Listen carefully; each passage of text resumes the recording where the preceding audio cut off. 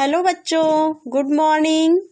आज मैं आपको कक्षा 3 की हिंदी चैप्टर 2 पढ़ाऊंगी, जिसका नाम है मक्खी का घमंड। मक्खी का घमंड।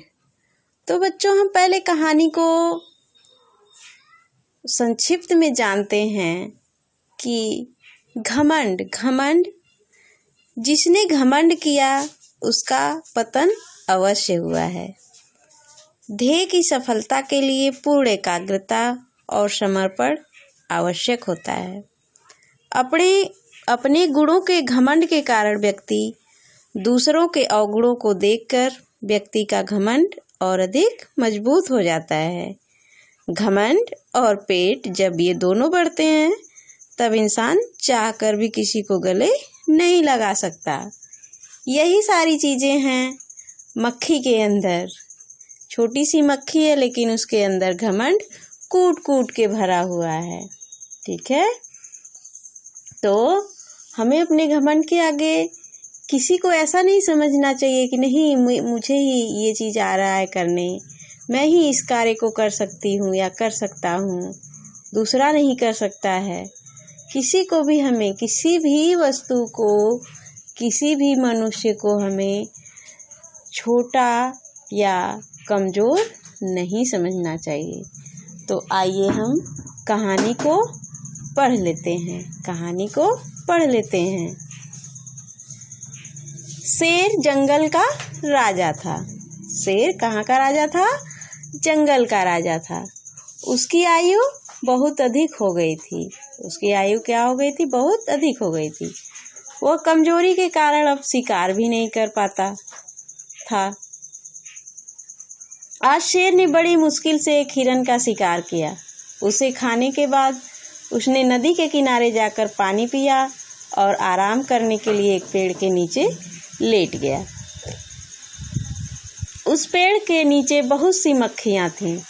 उनमें से एक मक्खी बार बार शेर के शरीर पर बैठकर उसे तंग करने लगी। शेर ने 1-2 बार अपने पंजे से उसे भगाने की कोशिश की, लेकिन मक्खी नहीं मानी। यह देखकर शेर दहाड़ा, मक्खी की बच्ची, यदि तू मेरे कान या नाक पर कहीं भी भिनभिनाई, तो भिनभिनाई यानी कि मक्खी की जो आवाज़ होती है, तो देख मैं तेरा क्या हाल करता हूँ। मक्खी ने शेर की हंसी उड़ाई। तुम मेरा क्या कर लोगे? क्यों उसने हंसी उड़ाई? क्योंकि वो घमंडी थी। उसके अंदर घमंड था। उसके अंदर क्या था? घमंड था। अब तो शेर का गुस्सा 7वें आसमान पर जा पहुंचा, यानी कि शेर बहुत गुस्से में हो गया।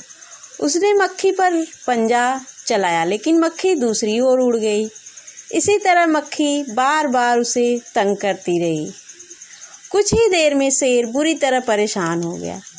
शेर हार मानकर बोला, तू जीती और मैं हारा।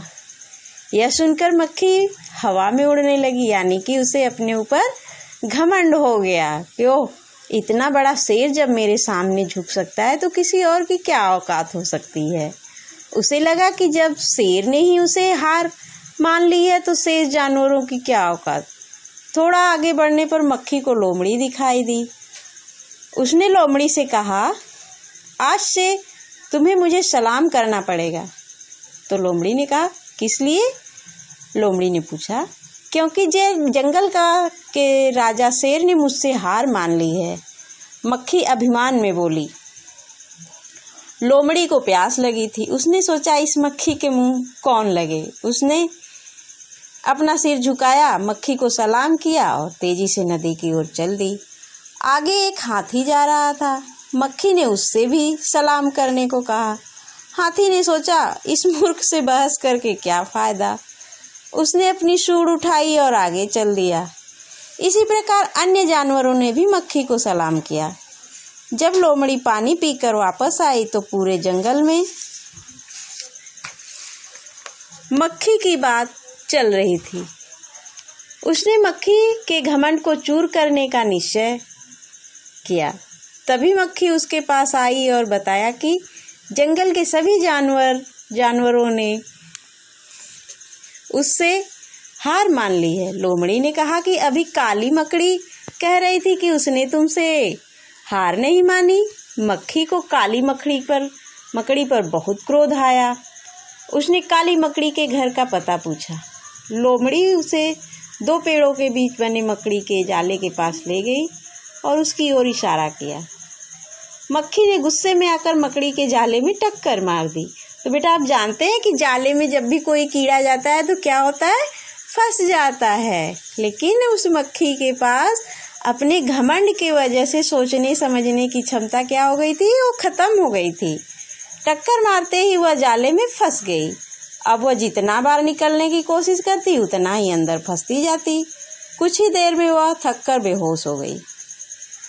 इस प्रकार मक्खी ने घमंड में आकर न केवल जानवरों से बैर मोल लिया बल्कि अपने जीवन को भी खतरे में डाल दिया।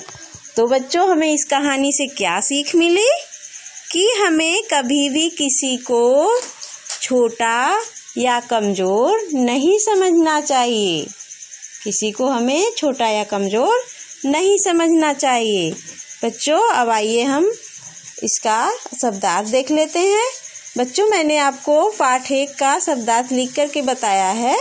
आप अब इस चैप्टर 2 का जो ये नीचे दिया गया है आपका शब्दार्थ, उसे आप अपनी कॉपी पर लिख लीजिएगा। अपनी कॉपी पर लिख लीजिएगा और याद करिएगा। आपको कहीं भी कोई भी दिक्कत हो आप हमसे कांटेक्ट कर सकते हैं। थैंक यू बेटा। Have a nice day.